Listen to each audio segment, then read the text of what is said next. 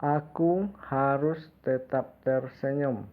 Novel karya Geoffrey, bagian 40. Sore itu setelah menerima uang hasil panen buah sawit di belakang rumahnya, Parlan segera menuju ke rumah Pak Mamat untuk membayar upah panen kepada Pak Mamat. Karena Pak Mamat dari tadi pagi telah memanen kebun di belakang rumah Parlan bersama Parlan. Tampak Parlan mengetuk pintu rumah Pak Mamat yang nampak tertutup. Assalamualaikum Pak. Assalamualaikum. Waalaikumsalam nak Parlan, masuk. Ya Pak, ini Pak yang tadi pagi kebetulan sudah diantar toke. Nampak Parlan mengeluarkan beberapa lembar uang merah. Terima kasih nak. Ini banyak sekali ini nak Parlan. Ya sudahlah Pak. Kita tetangga masa hitung-hitungan. Terima kasih nak. Oh ya Pak, aku mau minta tolong nih Pak. Tolong apa tuh nak Parlan? Ini Pak, aku mau ke rumah Mbak Aisyah. Mau mengantarkan rezeki pula sedikit untuk anak-anak yatim yang diasuh Mbak Aisyah itu. Jadi aku minta tolong sama Pak Mamat lah. Maklum lah Pak, nanti kalau aku sendiri yang ke sana, lagi-lagi fitnah dikira orang pula aku mau ngelamar Mbak Aisyah. Pak Mamat ketawa, benar-benar Lan, sekarang ini nampaknya kamu harus hati-hati sekali. Ayo. Tampak kedua orang itu berjalan santai melengak-lengok menelusuri jalan-jalan kampung hingga sampailah mereka di depan rumah Aisyah yang merupakan seorang janda setelah ditinggal mati oleh suaminya. Sementara dengan Aisyah ada 3 orang anak-anak kecil, yaitu anaknya sendiri. Assalamualaikum. Waalaikumsalam. Lagi ramai nih. Parlan tampak senyum-senyum melihat ke dalam rumah. Dilihatnya 3 orang putra-putri Aisyah sedang duduk berbaris mengelilingi ibunya Aisyah. Ibunya tampak menyuapi mereka dengan nasi putih saja tanpa sayur dan lauk pauk. Parlan hanya menatap, tapi tak lama ia duduk di belakang anak paling kecil dari Aisyah, yaitu Rita, perempuan yang kira-kira masih 2,5 tahun. Parlan duduk di belakang Rita sambil mengelus-elus rambut Rita. Cantiknya. Nih, ada sedikit dari Bapak. Beli sayur ya, untuk jajan. Makasih bilang. Makasih Om. Ya, tampak Pak Mamat yang dari tadi duduk agak menjauh terheran-heran. Masa Parlan memberikan semua uangnya kepada Aisyah? Tadi katanya cuma menyampaikan sedekah untuk kedua orang tuanya. Dia bingung juga. Tapi tak lama setelah dilihatnya Parlan melototi pakaian anak-anak Aisyah itu yang memang tidak layak. Kembali Parlan merogoh kantongnya. Mbak, ini tolong belikan pakaian untuk anak-anak ya. Tengok, sudah tidak layak.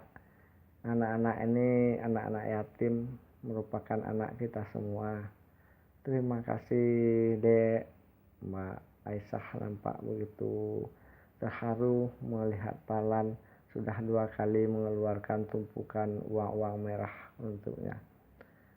Ya, Bapak pulang dulu ya anak-anak, jangan nakal. Kalau makan yang banyak biar cepat besar.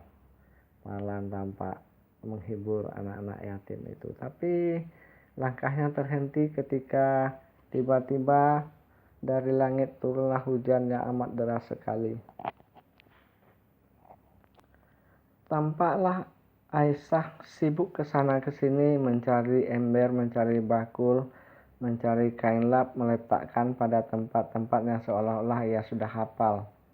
Tak lama setelah hujan turun, barulah Parlan tahu rupanya ember, bakul, dan wadah-wadah lain yang ditaruh tadi merupakan titik-titik bocor. pada rumah yang mereka tempati ini. Memang yang ditempati Aisyah bersama 3 putra-putrinya sama sekali sudah tidak layak lagi untuk dihuni. Sudah miring dan sekarang taulah Parlan sana sini pun atapnya sudah bocor. Parlan memikir-mikir sena, merenung sena. Akhirnya setelah hujan reda dia menemui Pak Mamat. Pak, aku tidak tega melihat kehidupan orang ini. Bagaimana menurut Bapak kalau sekiranya rumahku sekarang ini kuserahkan pada orang ini untuk ditempati? Sementara aku masih punya kontrakan di Simpang Telaga. Itu lebih baik, nak. Tapi itu bukan untukku, Pak. Itu untuk kedua orang tua. Tentunya kalau rumah itu dimanfaatkan oleh orang yang sangat membutuhkan, tentu pahalanya sampai kepada kedua orang tua aku di sana, Pak. Menurut Bapak bagaimana? Itu bagus, nak. Iyalah, Pak. Terima kasih, Pak. Nampak Parlan kembali duduk ke dekat anak-anak yang sudah berkumpul di satu tempat yang tidak terkena air hujan, seperti anak ayam yang baru saja kesiram air. Mereka menggigil karena kecipratan air hujan mengenai tubuh mereka. Mbak Aisyah, begini sajalah, Mbak. Ini sudah tidak layak lagi untuk ditempati. Ayo bawa semua barang-barang Mbak, anak-anak. Kita tinggal di rumah saya aja, Mbak. Kalian boleh menempati rumah itu. Sementara saya masih punya kontrakan di Simpang Telaga. Dan tolong Mbak rawat rumah itu baik-baik, rawat halamannya. Bisa Mbak bersihkan pekarangan kebun di belakang, biar nanti Pak Mamat yang menunas dan memanen, memupuknya. Keluarkan biaya panen Pak Mamat, biaya pupuknya, selebihnya ambillah semuanya untuk Mbak Aisyah. Pergunakan untuk kebutuhan anak-anak ini dan kebutuhan Mbak sendiri. Terima kasih Dek Parlan. Tapi ya nggak usah tapi Mbak. Ini saya bukan menolong Mbak, tapi sebenarnya saya hanya menolong kedua orang tua saya di alam sana dengan menyerahkan rumah dan kebun itu kepada yang lebih membutuhkan. Tentu dia akan mendapat tempat yang layak di sana. Bukankah kebun itu milik mereka berdua? Ya, terima kasih nak, Dek. Nak, nampak Aisyah gugup sekali. Kalau begitu tak usah banyak bicara lagi. Sebentar lagi gelap. Marilah siap-siap kami bantu. Tampak Parlan dan Pak Mamat menggendong beberapa bungkusan diikuti oleh ketiga putri Aisyah. Demikian juga halnya dengan Aisyah mengangkat beberapa bungkusan yang perlu.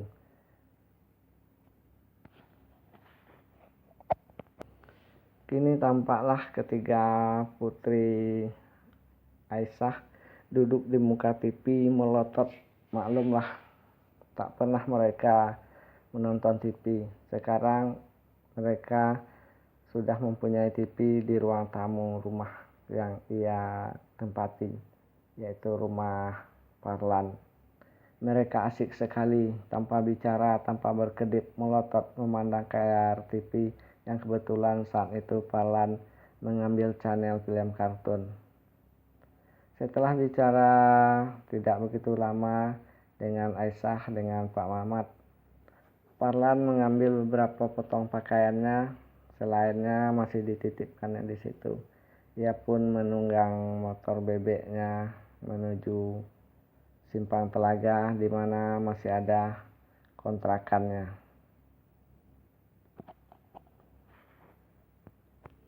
Setelah Parlan meninggalkan rumahnya, tampak dari seberang sana Pak Musa bersama Bu Mira sampai pula di belakang rumah Parlan.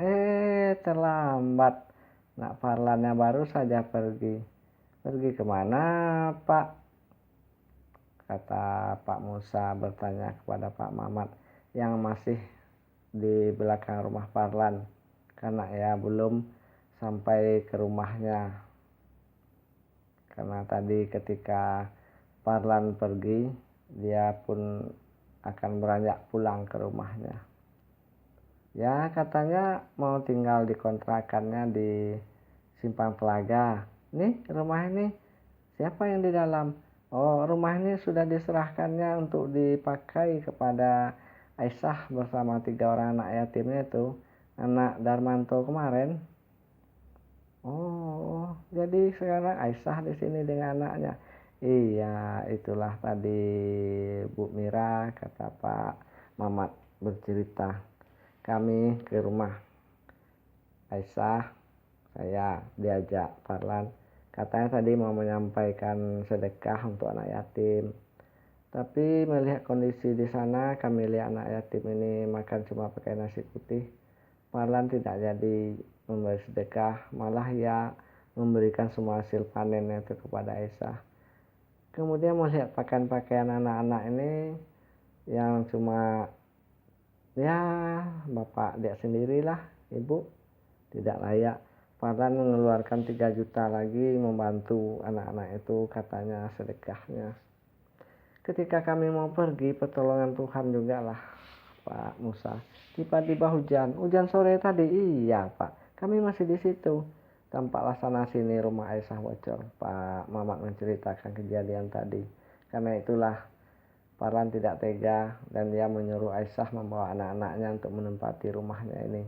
Sekalian menyerahkan hasil sawit ini kepada Aisyah untuk dipergunakan membiayai kehidupan 3 orang anak yatim ini. Kebetulan saya disuruh Parlan untuk memanen kebun ini, memupuknya, dan hasil panennya itu katanya semuanya diserahkan pada Aisyah setelah diambil biayanya. Alhamdulillah lah, memang kita sudah kasihan sekali melihat anak-anak ini sejak ditinggalkan oleh almarhumah Darmanto, kata Bu Mira. Itulah kita salut sekali menengok Parlan, kata Pak Musa. Jadi kenapa dia tinggal di Simpang Telaga? Istrinya di situ juga. Lah, istri yang mana Pak Musa? Yang kita dengar kemarin, dia nikah katanya dengan anak orang kaya di kota. Lah itu cuma fitnahan si Riko. Aku baru tadi pagi dengar dari mulut Parlan sendiri. Sudah selama ini rupanya terjadi persaingan antara Niko dan Parlan itu. Riko cemburu sama Parlan karena Riko naksir sama anak bapak Ranti. Tapi Ranti tidak peduli sama si Riko. Makanya Riko setiap saat selalu menteror Parlan. Nah, sekarang ini Ranti ke Jakarta itu saya rasa karena sakit hati Pak Musa. Saya juga menduga demikian Pak Mamat, tapi saya tidak bisa mencegah karena nampaknya dia sudah tidak bisa dibendung lagi untuk ke Jakarta. Bu Mira pun ikut berbincang dengan mereka. Tadi Parlan berkata kepada saya dan Pak Diman waktu kami sarapan habis sholat subuh. Kemarin katanya Parlan sudah pernah memesankan pada Ranti, kalau ada hal-hal yang tidak enak didengar, tolong dipertimbangkan dulu, dipikir-pikir, jangan cepat-cepat mengambil keputusan, katanya. Lah, Parlan nampaknya kesal juga karena Ranti begitu buru-buru mengambil keputusan. Parlan nampaknya stres juga Pak Musa. Tapi dasar anak itu pandai membawa diri, dia tidak bisa terlalu hanyut. Bahkan ia lebih mementingkan anak yatim ini lagi dari memikirkan persoalannya. Ya mudah-mudahanlah Pak, anak itu menjadi orang yang benar. Jadi bagaimana Pak? Apakah bisa kita bicarakan hal ini dengan Ranti? Kami coba Pak, namun hasilnya kita serahkan saja pada waktu. Biarlah waktu yang menjawab semuanya Pak. Bersambung.